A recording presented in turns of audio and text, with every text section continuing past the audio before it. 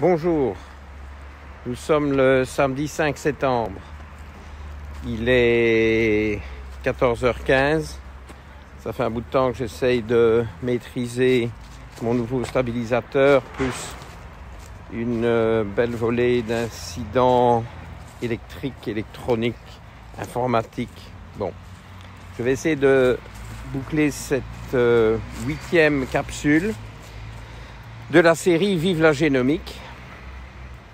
Et aujourd'hui, nous terminons le génotype FUT2. Donc, je consacre 2 capsules au génotype FUT2, FUT2, acronyme de fucosyltransférase 2, qui concerne la santé intestinale, les problèmes de dysbiose intestinale, prolifération bactérienne, prolifération fongique, perméabilité intestinale excessive, ce qu'on appelle le leaky gut. Donc tous ces thèmes-là qui sont sous-tendus par un gène potentiellement déficient. Donc je vous rappelle un peu ce que j'ai dit dans la capsule précédente, dans la 7. Pour avoir un dysfonctionnement de ce FUT2, il faut que les 2 parents aient transmis le gène variant. Donc il faut un génotype homozygote variant où on a une perte de la capacité de fixer le fucose qui est donc un sucre à 5 carbones, différent du fructose, mais appartenant, si vous voulez, à la même famille. Et le but est de fixer ce fucose sur la paroi intestinale pour justement attirer les bonnes bactéries et enrichir le microbiote dans un sens bénéfique, ce qui est perdu en l'absence de FUT2 fonctionnel, parce que ces patients, c'est à peu près 20% de la population, sont incapables de déposer du fucose sur la paroi intestinale et donc perdre cet avantage vis-à-vis de la qualité du microbiote. Alors, ce que je voudrais vous dire plus précisément aujourd'hui, c'était promis d'ailleurs, c'est que quand vous avez malheureusement ce fucose homozygote variant, si c'est hétérozygote, donc s'il y a une bonne copie du gène, le système va quand même fonctionner. Il va quand même y avoir du fucose disponible pour appâter les bonnes bactéries. Mais en homozygote variant, votre meilleur recours, c'est d'une part de donner des probiotiques, parce que ça compense d'une certaine manière. Ce n'est pas miraculeux, mais ce sont des patients chez qui je donne davantage de probiotiques, plus systématiquement et à plus grosse dose. Et puis alors, il y a une autre possibilité de compenser qui est récente. J'utilise depuis une bonne année, pas plus.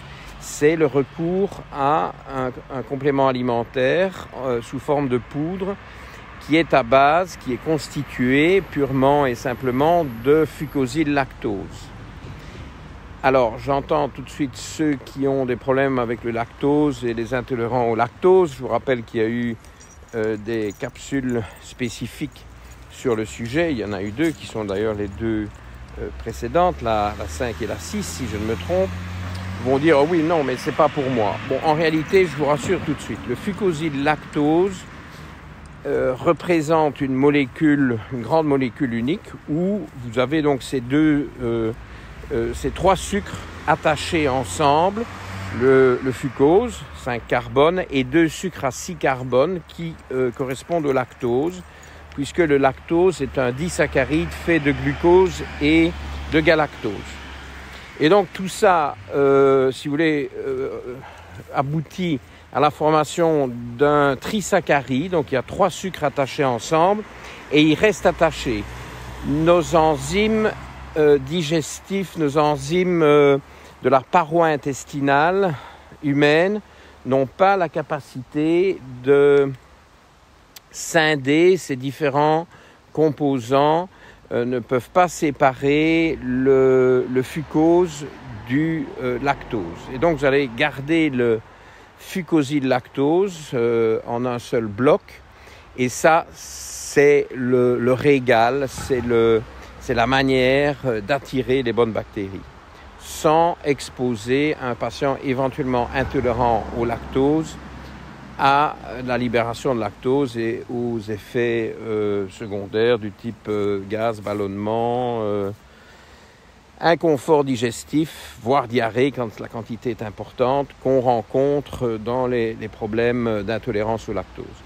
Bon, celui qui est intolérant au lactose, je conseillerais quand même de commencer par une dose peut-être un peu plus faible pour se rassurer et vérifier qu'il n'y a pas d'effets secondaires. Maintenant, le fucosyl lactose bénéficie aux bactéries. Il est possible, surtout dans un premier temps, que certains éprouvent un petit peu de ballonnement, mais que je mettrais personnellement sur le compte d'un encouragement de la croissance bactérienne et a priori c'est un peu ce qu'on cherche parce qu'il s'agira plutôt de bonnes bactéries. Bon, ça reste un peu théorique, mais c'est comme ça qu'on peut l'interpréter d'une manière scientifique et en pratique ces ballonnements initiaux ont tendance à disparaître, donc peut-être modérer la dose au début si vous avez un peu peur du lactose. Modérer la dose au début si vous avez l'impression que votre ventre réagit un peu, gonfle un petit peu.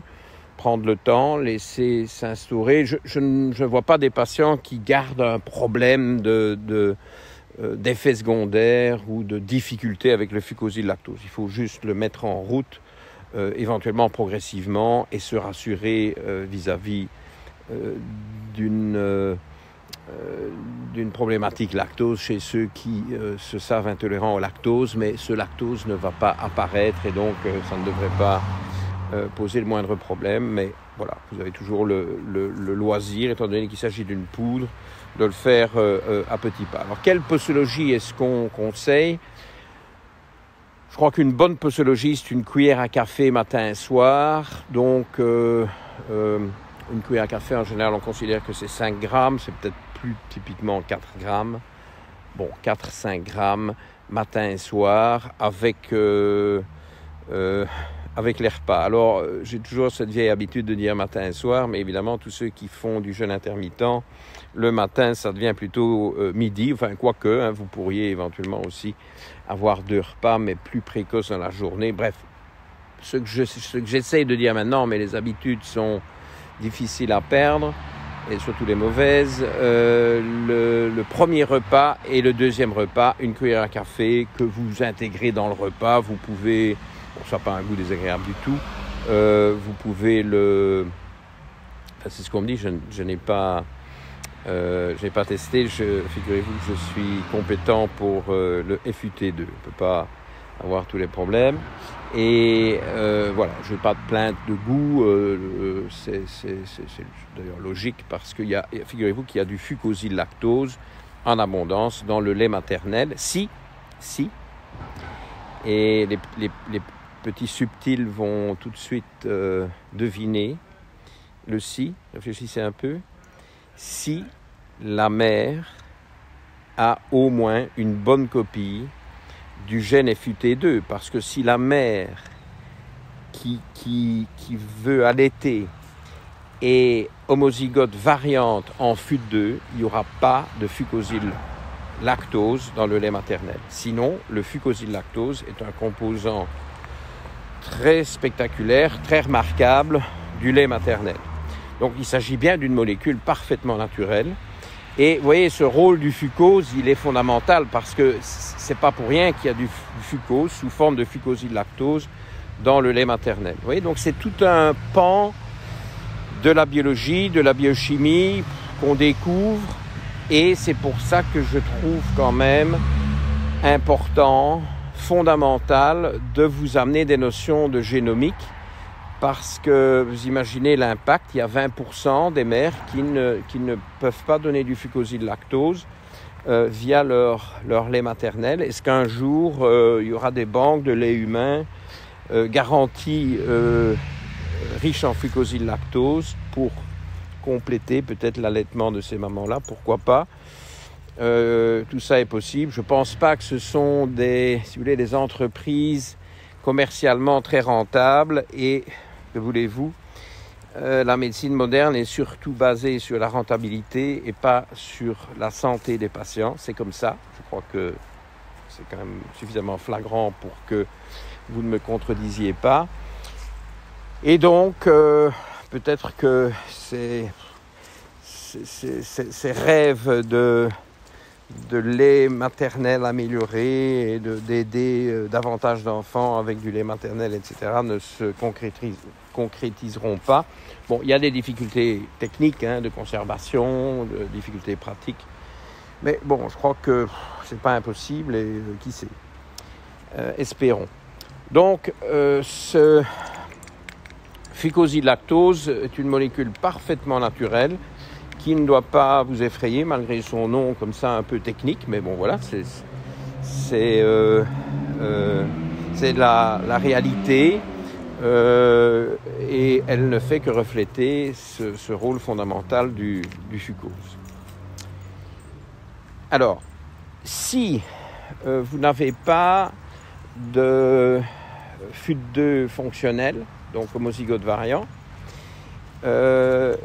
vous compensez par des probiotiques, vous compensez par du fucosidlactose, vous serez quand même davantage sujet à souffrir de ce qu'on va résumer comme étant des troubles intestinaux. Je voulais un peu vous décrire ça un peu plus en détail aujourd'hui.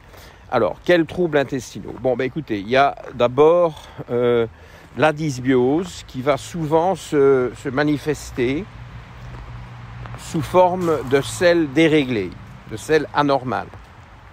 Alors la dysbiose peut être bactérienne, prolifération bactérienne. J'ai toujours dit que je ne tournerai pas ces vidéos dans des côtes, mais alors là aujourd'hui je suis servi. Alors figurez-vous que nous sommes revenus à Wiltz, au lieu d'aller voir un beau château que je vous montrerai une autre fois, parce que j'ai tellement eu des problèmes aujourd'hui que voilà, j'ai dû un peu parer au plus pressé. Nous sommes à Wiltz, mais dans une partie de Wiltz que je découvre. C'est un peu triste à dire, mais voilà, ça a beau être à 10 km de chez moi, je n'avais jamais bien examiné cette partie de la ville, et c'est très joli, je vais vous montrer à la fin. Oui, je suis content d'avoir finalement fait ce choix pour cette capsule 8. Et les troubles intestinaux, pour revenir à notre sujet, sont des selles déréglées notamment. Et là, donc vous avez la dysbiose bactérienne ou fongique, levure, prolifération bactérienne, prolifération fongique. Et je vais vous dire quelque chose d'important, souvent les deux. Vous avez rarement des dérèglements purs, ça peut arriver, mais souvent les deux. Et ça, c'est une erreur très commune. Je vois beaucoup de collègues, beaucoup de gens qui ont de bonnes intentions et qui font du bon travail au niveau intestinal en général, mais ils ont des échecs, ils rencontrent des échecs thérapeutiques parce que ils simplifient trop. Ouais, ils vont dire « Ah oui, ça c'est une dysbiose bactérienne » ou « Oh, c'est une dysbiose fongique ». Mais c'est souvent les deux. Et donc, vous devez toujours réfléchir en termes d'écosystème, toujours penser que si vous faites un traitement antibactérien, vous allez faire le jeu des levures, parce que ce sont des compétiteurs. Et alors, vous détruisez de larges populations de bactéries qui ont proliféré, qui sont des bactéries néfastes, et que vous éliminez par un médicament sur prescription antibactérien qui peut être de la rifaximine, qui peut être du Gabroral, cet ancien médicament qui est aussi antiparasitaire en plus d'être antibactérien. Donc vous avez évidemment toute une gamme de possibilités, ou alors des plantes. Les plantes, ce sera la berbérine, ce sera la lysine. Vous avez des possibilités de mélange aussi de plantes. Donc traitement antibactérien, mais vous allez avoir finalement les levures qui s'en frottent les mains et qui vont occuper les territoires nettoyés par votre traitement antibactérien. Donc moi je fais toujours des traitements mixtes, antibactériens et antifongiques. Alors évidemment, selon le cas, selon mes tests, selon les métabolites organiques urinaires, un petit test d'urine qui permet d'y voir plus clair, ou alors des analyses de sel que vous avez faites et qui vous donnent ces indications, peu importe la manière dont vous êtes arrivé à vos conclusions, si c'est surtout bactérien, vous faites un traitement antibactérien plus puissant et un traitement antifongique light, mais qui maintient les levures en respect. Okay? Donc il n'y a pas besoin de venir avec des gros antifongiques, mais il faut quand même faire quelque chose, parce que sinon vous allez passer d'un déséquilibre à l'autre. Hein? Alors, l'inverse est vrai, évidemment. Si vous avez trop de levures, vous allez donner un antifongique, bravo, vous avez les antifongiques sur prescription, l'itraconazole, le fluconazole, qui sont deux des plus courants, mais vous en avez d'autres, je ne vais pas entrer dans toute cette technicité, mais alors vous avez aussi toute une batterie de plantes, voire des huiles essentielles si vous voulez, etc. Vous faites ce que vous voulez, mais attention, si vous faites un gros traitement antifongique à bon escient, parce que vous avez identifié une grosse prolifération fongique, et vous ne faites rien vis-à-vis des bactéries, vous allez encourager une prolifération bactérienne qui, si ça se trouve, va vous redonner des symptômes de dysbiose et vous direz, c'était pas le bon antifongique. Oui, bravo. Alors, c'était peut-être le bon antifongique, mais ce n'est plus une prolifération fongique que vous essayez de maîtriser, c'est une prolifération bactérienne. Donc, vous êtes complètement parti de travers et ça va être difficile à rattraper, ou alors il faut refaire un test, se rendre compte. Moi j'ai fait tout ça en 25 ans de traitement de la dysbiose, je suis passé par toutes ces expériences.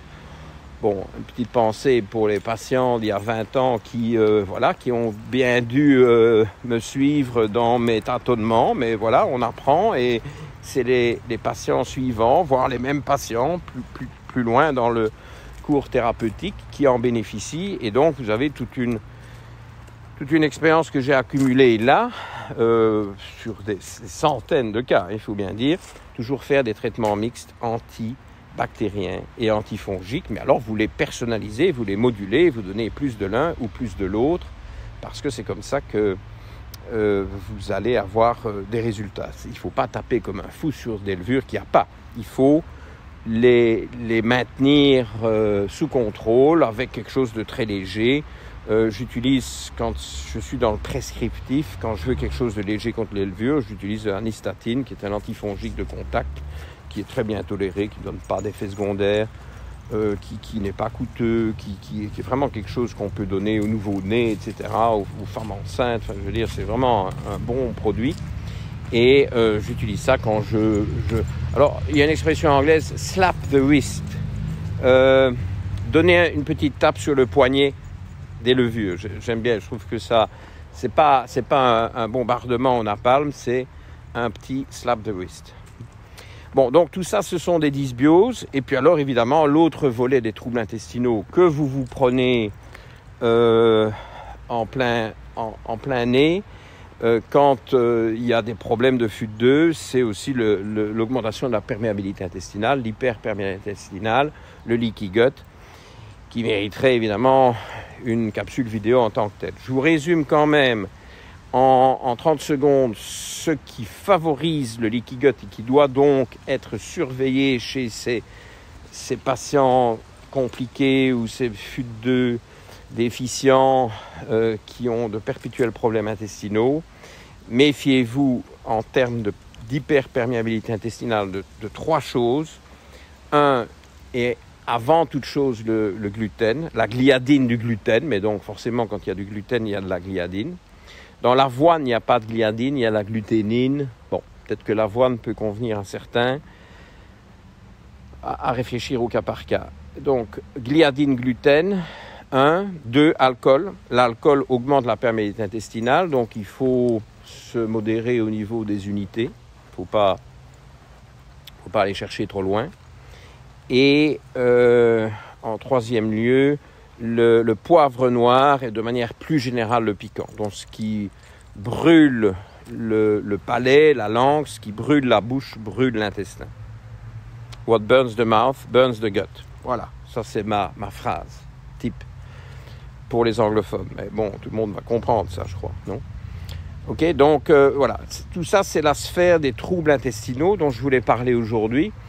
Et voilà, le FUT2, j'ai le type qui m'en donne l'occasion, mais évidemment il y a beaucoup à dire et on reviendra probablement là-dessus. Il faudrait aussi faire un webinaire sur ce thème-là. Bon, ben, je crois que c'est l'essentiel de ce que je devais vous dire aujourd'hui. Et donc, je vais maintenant passer, mais on va faire un petit montage. Je vais enchaîner avec une petite séquence culturelle et animale pour ceux qui aiment, et pour les autres, bon ben voilà, vous avez votre message scientifique.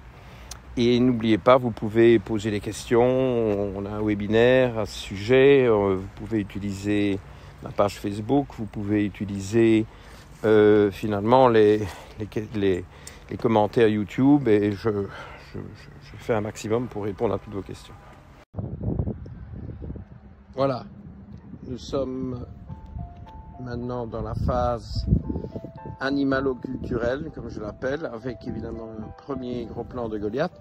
Et pour vous remettre de vos émotions fucoses, etc., je vous embarque dans une petite promenade. Alors, je n'ai pas pris mon stabilisateur parce que c'est trop technique. Et on va voir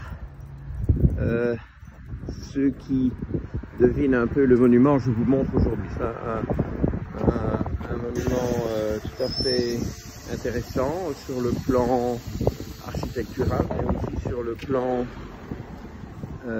historique. Et je vous explique déjà, parce qu'il faut tout le temps d'y arriver. Là, on est là au-dessus des là, caché derrière les arbres au-dessus de la colline. Et je vous explique en deux mots.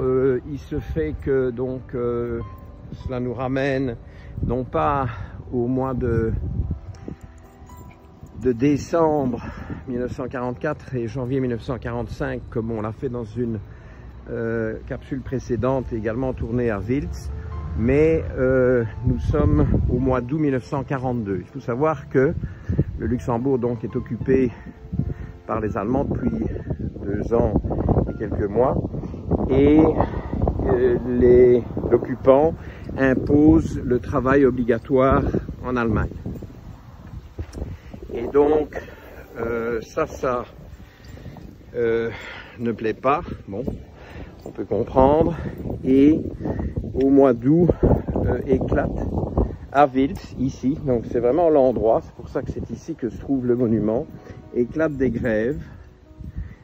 Elles partent en fait d'une tannerie qui existe toujours, qui s'appelle la tannerie idéale, qui est ici à Wiltz, et qui était tenue par une famille juive d'ailleurs, ce qui probablement n'a pas arrangé les choses à l'époque, vous imaginez, et avec énormément de travail. C'était vraiment la grosse entreprise locale, et les travailleurs de chez Idéal se mettent en grève.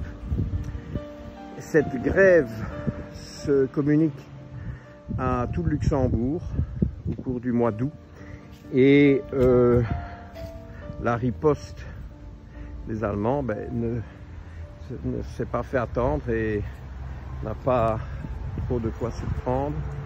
Vous avez des exécutions de 21 luxembourgeois sélectionnés au hasard, je crois, parmi les grévistes. Alors voilà, ils ont érigé dans les années 1950 cette tour. On traverse la rue, on fait attention parce qu'évidemment il y a cette chose là à mes pieds. Et alors voilà, ils ont érigé cette tour, ce mémorial en l'honneur de ces gens courageux qui se sont opposés à l'occupant. Alors vous imaginez Luxembourg qui est tout petit, tout mignon, hein, face à l'occupant nazi qui était quand même la puissance gigantesque de l'époque. Voilà, mais ça s'est mal terminé pour certains d'entre eux. Évidemment, ben, la grève a été cassée, comme vous pouvez imaginer. Alors ici en dessous, on a la crypte où vous avez sur ce mur-là, je suis fait une petite reconnaissance tout à l'heure, mais je ne connaissais pas. Donc vous voyez, je fais ces capsules pour vous, mais en fait, je crois que ça profite surtout à moi. Voilà les 21 noms des luxembourgeois grévistes qui ont été exécutés. Et puis alors, je sais pas, on va peut-être essayer, on va monter. Je vais vous montrer les sculptures qui ornent la tour. Et alors, ça c'est comique, je vous annonce déjà que la sculpture principale, tenez-vous bien, illustre David. David qui est le petit luxembourgeois face au Goliath de l'occupation. Vous voyez ça? Alors ici c'est pas tout à fait le même Goliath, mais il y a de ça quand même, parce que là, il y a beaucoup dans ce chien là. Regardez ça, hein? Son genou bien rééduqué. Et voilà la tour de plus près. C'est pas mal, hein? Et alors évidemment nous sommes le 5 septembre et donc les fêtes se sont déroulées, les commémorations se sont déroulées le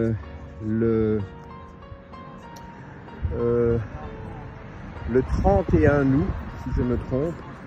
Et donc il y a juste quelques jours, donc les fleurs sont encore toutes fraîches. Et alors voilà, là il y a David avec sa fronde. Bon, il faut un peu d'imagination, je trouve. Et au-dessus, c'est une allégorie de la révolte, de la lutte.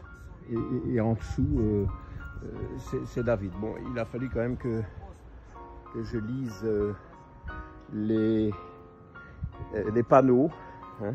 Et alors, ce qui est peut-être intéressant que je vais vous montrer aussi, c'est que voilà, l'avenue sur laquelle on se trouve. Et alors, le centre-ville de Ville, c'est là. Le château est là au fond. Vous le devinez, tout à fait dans le fond. C'est là que nous étions l'autre fois. Et alors, j'ai vu en arrivant ici, je sais plus trop où, le nom de l'avenue. Ici c'est l'avenue du 31 août. Je ne retrouve pas le panneau de la rue, mais c'est pas grave. Je vais vous montrer quand même. Ah si, voilà. Avenue du 31 août 1942. Voilà. Une date de plus, une date historique. De nouveau, je vous dis ce que je vous disais l'autre fois, il n'y a pas si longtemps. Et alors là, je vous montre la tour avec le drapeau luxembourgeois. Donc, j'espère que vous aurez appris quelque chose. Moi, j'ai appris. Et je vous termine avec Goliath. Alors, je ne sais pas, est-ce que Goliath veut éventuellement, je ne sais pas, hein, il va falloir lui demander gentiment, est-ce qu'il veut éventuellement grimper dans la tour? Parce qu'il y a un escalier. Hein? Et si je grimpais dans la tour et vous montrer le paysage, c'est peut-être une idée ça pour finir. Ça va faire un peu longuet, mais de toute façon ceux que ceci embête ont décroché. Donc je vais vous montrer ça. Bon, ça, l'escalier est fort raide. Donc, je pense que je vais prendre Goliath. Allez Goliath, viens. On y va. Oui, oui. Très bien. Et alors là, vous voyez, c'est un escalier très raide. Alors, je pense que c'est peut-être beaucoup demandé. Goliath, tu veux monter? Oui? Allez, on monte. Allez, vas-y. Oui, oui. Oui, regardez ça. Hein? Allez, allez, encore. Tu veux que je te porte? Allez, encore. Oui, oui. Alors, je ne suis jamais monté ici. Je ne sais pas du tout d'ailleurs. Oula. Je ne vais pas avoir trop de vertige. Je crois qu'on va arriver quand même au premier étage. Allez, Goliath, vas-y, vas-y. Oui, oui, c'est bien. Encore. Ouf. Bon, on n'est pas très haut. Hein. Et alors, il y a une lucarne. Vous allez voir le paysage. Comme ça, on ne sera pas venu pour rien. On va tout vous montrer. Ah ben, Goliath continue à monter. Et vous avez une première lucarne. Goliath explore tout. Allez, viens. Bon, je vais un peu le prendre dans mes bras. Voilà, on va aller voir la ville, hein. Point où on en est, vous savez. Une journée assez mouvementée. On va finir en beauté, hein. Je ne sais pas du tout ce que ça va donner. Je vais peut-être tomber sur une grille fermée. Vous voyez, bon, ici c'est un peu imprévu, hein. Je ne sais pas du tout dans quoi je m'embarque. Et vous non plus. La tour est quand même assez haute. C'est pour ça que je suis content d'avoir terminé ma partie scientifique. Parce que là, c'est peut-être un peu trop demandé. Avec le chien dans les bras, dans une main, la laisse dans l'autre. Voilà. Eh ben, nous y sommes. Je dépose Goliath. Et voilà, nous sommes venus de là en bas. Au début, on s'est promené dans le parc qui est là. Vous voyez, c'est très joli, c'est bien entretenu. Typiquement luxembourgeois. Voilà. Et vraiment, j'habite dans cette direction-là. Très boisé. Et là, vous avez le château. On voit le château au loin. Qui est plus bon, vous avez la ville tout autour de moi. Voilà. Mais merci pour m'avoir accompagné dans la promenade, ceux qui l'ont fait. On finit avec un gros plan de Goliath qui se demande un peu ce qu'il est venu faire dans cette galère. Tu descends, Goliath? On y va? Allez. Allez, viens. Bon, voilà, on va redescendre. Je vous laisse. À la prochaine. Ok. Il descend, hein. Au revoir à tous.